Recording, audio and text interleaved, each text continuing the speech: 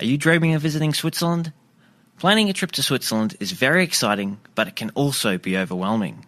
How do you choose which of the many scenic cities, towns and villages to visit? Which mountaintop excursions should you take? And what's the best way to get around Switzerland? And of course, how much of the country can you realistically see within your time frame? If you've asked yourself any of these questions, this is the podcast for you. This is the Holidays to Switzerland travel podcast, and in each episode, your host Carolyn Schonnefinger chats with Swiss travel experts to answer your most commonly asked questions, provide practical tips, and take you on a virtual visit to the most popular destinations, and of course some hidden gems to help you plan your dream trip to Switzerland. And you'll hear plenty of conversations about Swiss cheese and chocolate too. Are you ready to plan your trip to Switzerland? Well, let's get started. Hello, Grüezi, and welcome to episode 106 of the Holidays to Switzerland podcast. Thanks for joining me today for your regular dose of Swiss travel inspiration. Back in May of this year, I recorded a video interview with Viviane Zellweger from Zermatt Tourism, which was published on the Holidays to Switzerland YouTube channel and in our Switzerland Travel Planning Facebook group. In the interview, Viviane answered lots of commonly asked questions about the beautiful alpine town of Zermatt. So I thought it was worth sharing all that info with you here on the podcast as well. I know many listeners are planning to visit Zermatt in their upcoming Swiss travels, so you'll find this episode really helpful as Viviane covers the top things to do in Zermatt, accommodation options, she tells us where to eat, and she also shares a couple of authentic experiences for you to try too. A month or so after we recorded the interview, Zermatt and the surrounding area was affected by severe storms, landslides and flooding. So I caught up with Viviane again just recently to ask her about the current situation in Zermatt. Hi, Viviane. Thank you so much for coming back. And could you tell us, for anyone who's planning to head to Zermatt soon, what is the current situation there after the flooding that occurred back in June? Well, there has been some flooding due to heavy rain and also the snow melting in the end of June, but Zermatt has recovered very, very quickly from the storms. And I think what is most important to mention is that for all tourists to know is that Zermatt is safe, Zermatt is accessible, and vacations can be taken as normal as it was before. Moreover, I think what is very important to mention is that since mid-July, we have had a very nice period of good weather, which is why Zermatt has been visited very well since then. And this is to mention that despite the events we've had in the end of June, I think we've had a good summer so far, and we're heading into the direction of a successful summer season nevertheless. Fantastic. Yes, I have spoken to a few people who have visited Zermatt since June, and they have said they wouldn't have known that anything had occurred. They were able to have a fantastic vacation, so that's great to hear. So for people who are planning to visit in the next sort of little while, is there anything that they need to be aware of? Well, the tourist offers, like all of them, are practically fully in operation again or accessible again. A few hiking or biking trails have been affected, but mostly they're opened again, like the reconstruction has been done and finished. What also has been affected was the railroad from Visp to Tesch. So there was currently a bus replacement, but it should be under operation again in the near future. So I'd say at latest by the end of August. Okay, that's fantastic. So people can still get to Zermatt in the meantime by bus, and everything, once they get there, pretty much everything is operating as per normal. Yes, exactly. Fantastic. Well, thank you for the update.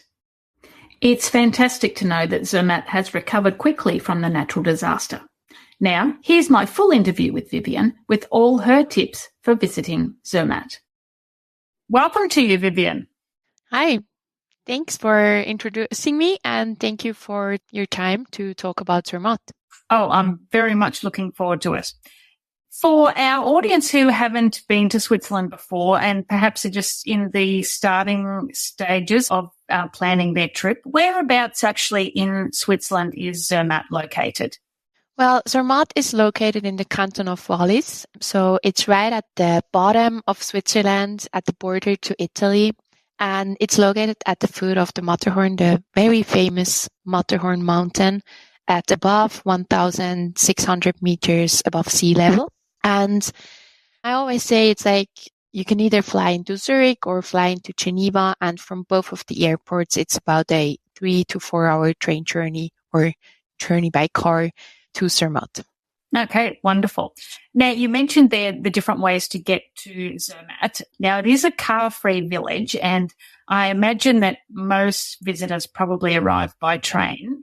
But if someone is renting a car for their trip around Switzerland, how do they get to Zermatt if they can't take their car there?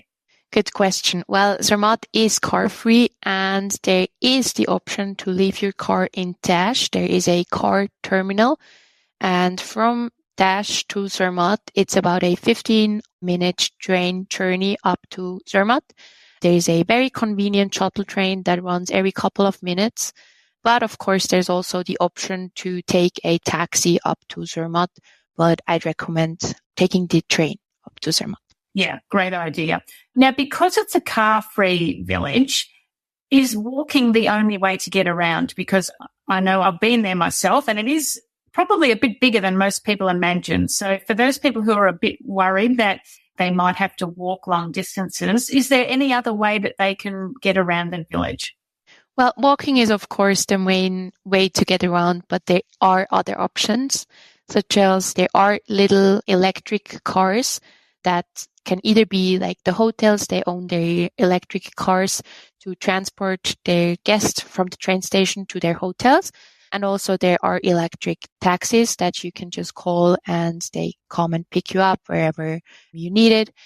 And what is very nice, we also have an electric bus. There are 2 different lines. They also run very frequently and they are free of charge. So that is also a good option to get around town. But to say, since walking is the main way to get around, everything is within walking distance. So from one end to the other end, it's about, well, the longest distance is probably like 30 minutes. Excellent. All right. So what are some of the top things to do in Zermatt? What are the famous things or the most popular attractions that draw people to Zermatt? Well, of course, most people come to see the Matterhorn, which is just like a very, very iconic mountain. And I think everyone has to see it once in a lifetime.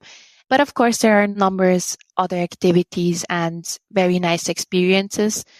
And to say like there's something all year round. What I think is one of the top activities is, of course, to see the main peaks. So there are 3 main peaks in Zermatt. One of them is the Matterhorn Glacier Paradise, which is the highest station in Europe. The other one is the Gornergrat, also very famous. And then there's also Rothorn. And so all 3 of them are top attractions. People go up there, enjoy the view, and just spend some time there. Also in summer, there are more than 400 kilometers of hiking trails. There's also a great variety of biking trails, so there's something for everyone. But there's also lots of other activities such as paragliding. There's sightseeing flights by helicopter. There's trail running. There's just lots of also sports activities. And also there's more than 360 kilometers of slopes to go skiing. But also there are other activities. There's a very nice igloo village. There's husky sleigh rides. There's ski touring. There's just a lot to explore. And I think a couple of things that I find really special about Zermatt. One, you can go skiing all year round because of the glacier up there. So that's quite unique. You also have some pretty special animals too that are unique to that area. Would you like to tell everyone about those? Of course, yeah. So there is like a very famous blacknose sheep. It's also our iconic animal here. It's called the blacknose sheep. They're locally bred. They're like local animals here. There's a very nice experience. You can visit them on top of Gornergrat. They spent their summer there. and it's an experience called Meet the Sheep. So you have the possibility to track them via GPS because they have a GPS track in their color. So you can see where they're located. You can see what they're doing. And there's a nice hiking trail to go visit them. But also when they're not up on Gornergrat, because they're only spent their summer season there, you can see where they are in the barn. So you can get the chance to see them also when they're not up there. Yeah, good. So you don't have to miss out if you're not visiting in the summer season. Exactly. Good. So let's talk about those mountain peaks just a little bit more, because I know, as you said, that's something that probably most people come to Zermatt to see, get up as close as they possibly can to the Matterhorn. They're quite different excursions, aren't they? So perhaps tell us about Gornergrat first. So Gornergrat is a cogwheel train that takes you up to Gornergrat station. On the way, you have lots of different other stations, such as Riffel Alp, Riffelberg. So you can also go out on your way up or on your way down and just explore the other areas. And as I've mentioned, the Meet the Sheep, you get out at Rotenboden or Riffel Alp and you just explore the area there. There's a very nice lake to see the reflection of the Matterhorn, which is probably it's best in the morning. So that's Gornergrat. Mm-hmm. And next, the Matterhorn Glacier Paradise. Well, the Matterhorn Glacier Paradise is about a 45 minutes ride up to the small Matterhorn, what we call it. And you take different gondolas to go up there. And up there you have a viewing platform. You also have like a cinema experience. You have an ice cave. So you can spend a lot of time up there to just get the most of it.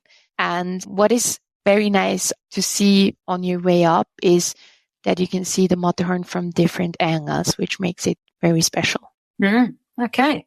And there's also now a connection, isn't there, over to Italy? So you can actually continue on your way and do a day trip down to Italy and then return back to Zermatt.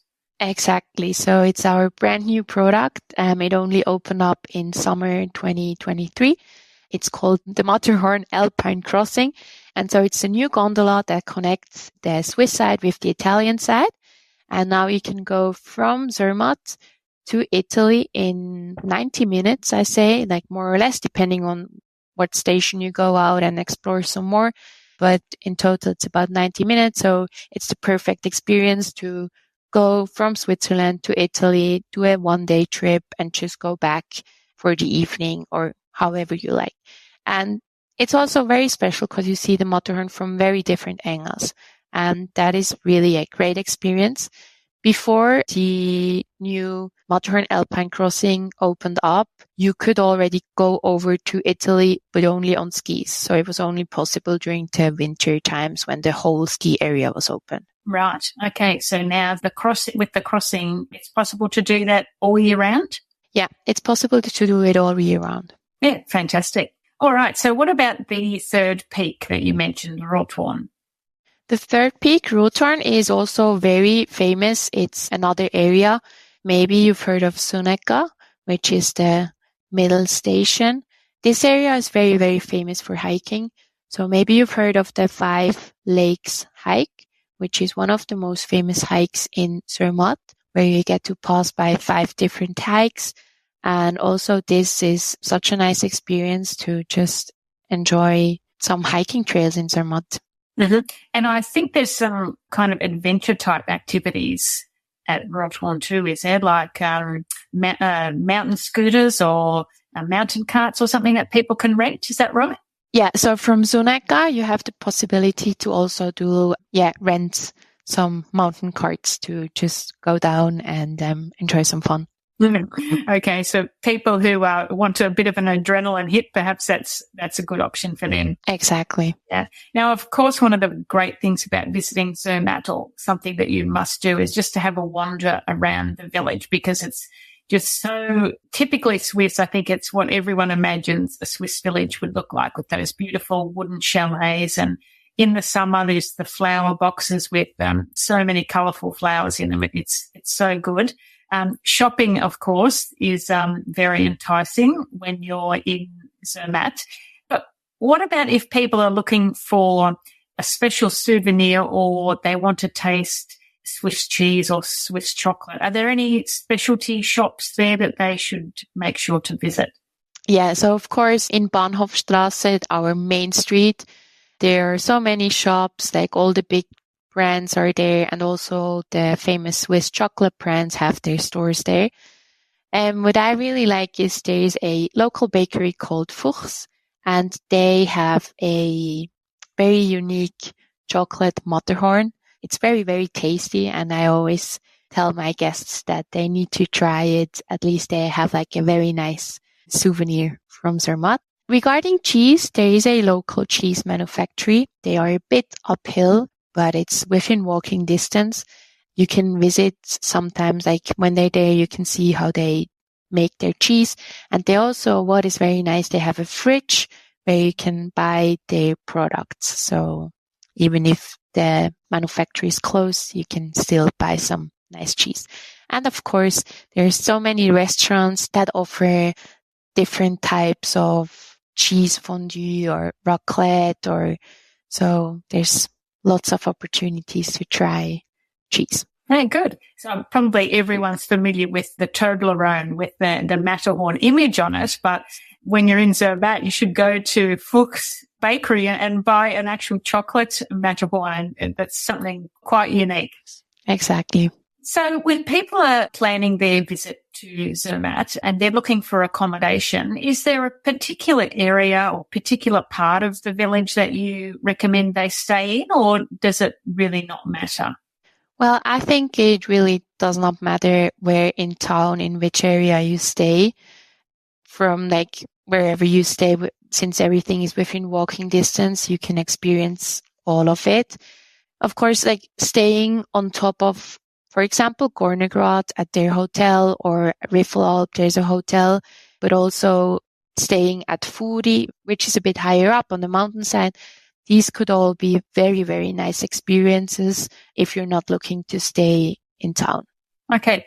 And what sort of accommodation options are available? Are there a wide range of styles of accommodation? Yeah, so there are different accommodation types. So there's holiday apartments, but of course there's also hotels, everything within the range of 2 to 5-star hotels.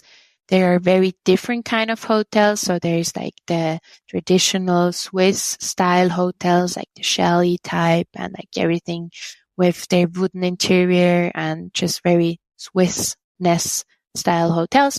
But of course there's also hotels that are a bit more like into art, or just more like in a new kind of style. So there's something for everyone. Okay. And I noticed that quite a few of the hotels have their own wellness center too. I guess that's a big attraction for a lot of visitors. Yeah, I think that's for lots of visitors, it's very important to have the opportunity to enjoy the spa. Especially in wintertime, after skiing, people like to enjoy the spa and just have some time to relax. So there's lots of hotels with spas. Wonderful. In your opinion, Viviane, what would you say is the best time of year to visit Zermatt? Well, I think that's a very hard question, since it really depends on what you would like to experience. If you're into skiing, of course, winter is the season to come, because you get most of the whole ski areas open. You have 360 kilometers of slope, so it's wonderful for skiing. But as I said, it really depends on what you would like to explore. Also, summer is very nice, but spring as well. And personally, I think what is now one of my favorite seasons is fall. Because since the season is a bit changing, summer, like temperatures are still kind of high, even September, October, it's still like the perfect weather to go hiking and to go biking. Everything is still open. And what is very, very nice is that you can experience the change of the colors of the trees. So there's some very nice places to go and see the Matterhorn, of course, with the changing colors. So I really enjoy the fall time here in Zermatt. Yeah, lovely. And if someone is coming to visit in fall and they're interested in seeing those leaves with, as you said, the Matterhorn view with the leaves, does the tourist office have some information to get so they know exactly where to go to see those best viewing spots? Yes, of course. So we have all seasons on our website, so you can see what activities and what products are available in what season.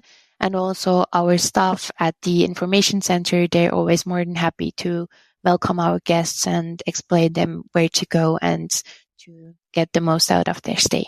Yeah, good. All right. So if someone is visiting Zermatt just for one day, so perhaps they've come and they've arrived at night and they've got all of the next day to spend in Zermatt before they're leaving again, what would you recommend that they do? So I think we have a very nice product, which is called Peak to Peak. As I said, like exploring the peaks is probably one of the most exciting things to do in Zermatt. And the Peak to Peak pass allows you to explore the Matterhorn Glacier Paradise and Gornergrat in one day. So you can go up to Matterhorn Glacier Paradise in the morning, spend some time up there, maybe even have lunch up there because there's also a restaurant. And then in the afternoon or after lunch, travel back down and head up to Gornergrat. So in this way, you can see both main peaks. You can, both of them are very different. One of them is a cogwheel train. One of them is by gondola. So you really get the most out of your day. And of course, if there is still some time afterwards, I really recommend just wander through the town, just to experience how Zermatt feels like. Yeah, absolutely. And as you say, by doing those two different peaks with the two different modes of transport, it's really giving everyone, it's quite a different and unique experience that they get to enjoy in one day. So that's a great offer. Now, I can't let you go without asking you, have you got any local secrets or are there any hidden gems that we might not read about in a normal travel guide that you would like to share with us? That's also a very hard question. I don't think there's any secrets. Also, since Zermatt is very popular, most people know from either media or social media or wherever what they would like to explore. So I don't think there's any secret about our experiences, and we like to really put it out there. We like to make it public for everyone that what they can explore and what they can expect from Zermatt. So we try to really put our products on our website or just also, give some insights on what you can do. But what I personally really like, which probably is not a hidden gem, but we've already talked about the blacknose sheep.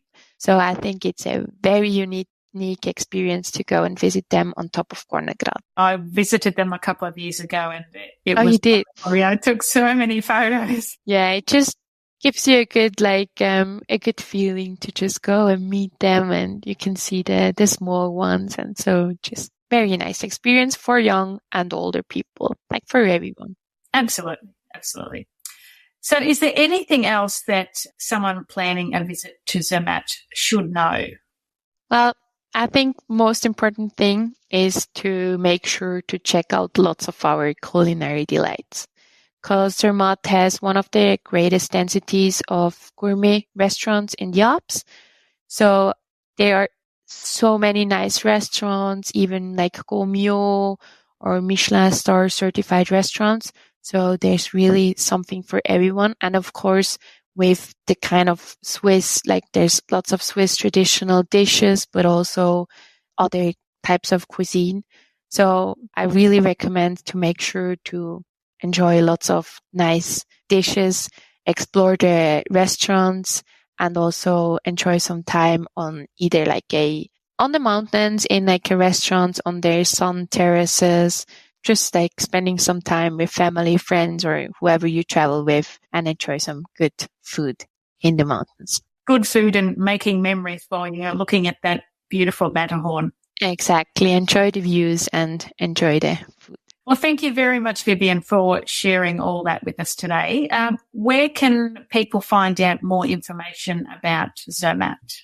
You can find out more about Zermatt on our webpage, which is zermatt.swiss. And you can also check out our social media, so zermatt.matterhorn, and you can always keep up to date with our information on there. Excellent.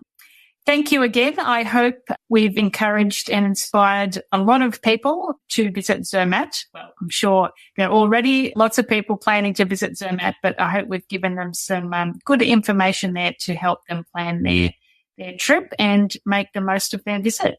Thank you so much. For a small town, there really is so much to see and do in Zermatt at any time of year. Take my word for it, one day in Zermatt is never enough.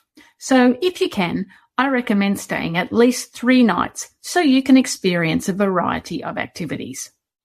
If you missed the name of the bakery or the cheese dairy that Viviane mentioned, or you'd like to learn more about the many things to do in Zermatt, take a look at the show notes for this episode. You'll also find a link in the show notes to grab a copy of my new free guide, 21 Useful Things to Know Before You Visit Switzerland. I'm sure you'll find it helpful as you prepare for your visit to Switzerland. You can see the show notes at holidaystoswitzerland.com/episode 106. Thanks for joining me today. Until next time, tschüss!